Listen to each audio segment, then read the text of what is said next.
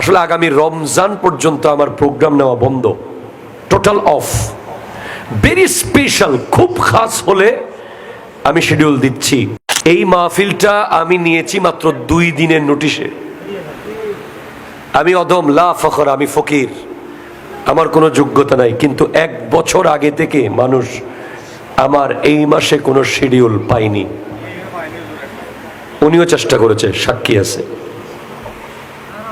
কিন্তু 2 দিনের মধ্যে উনি কেন পেয়ে গেলেন? কারণ উনি যেই জায়গায় আমার গাউসিয়া কমিটির খেদমত করেন, কাতারে, ওনাদেরকে আমরা কিচ্ছু দিতে পারি নাই, ওনারাই শুধু সুন্নিয়তকে দিয়েছে। ওনার রেমিটেন্স যোদ্ধা, ওনারা দেশকেও দিয়েছে, সুন্নিয়তকেও দিয়েছে। তো এই লোকটা আমার কাছে একটা শিডিউল চেয়েছে। আমি যদি বলতাম যে ভাই আমার আগামী 1 বছর, আসলে আগামী রমজান পর্যন্ত আমার প্রোগ্রাম নেওয়া বন্ধ, টোটাল অফ।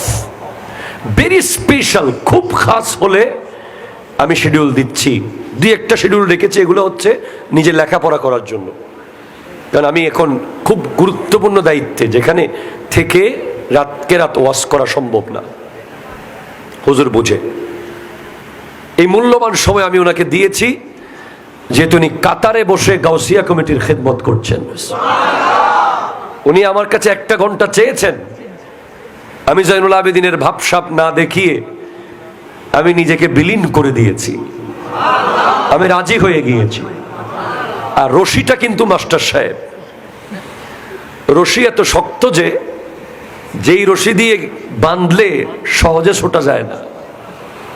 অনেকে 2-4 বার ফোন করে বিরক্ত হয়ে যায়, ও ভাই হালি নাই হইদি শেষ আন্ন করে ইবে গড়ার তাই বুধে দিও না, দিফলন না, দুর্বাদ্য না, দিও না। এই করতে করতে আজকে চলে আসা হলো আপনাদের এলাকায়।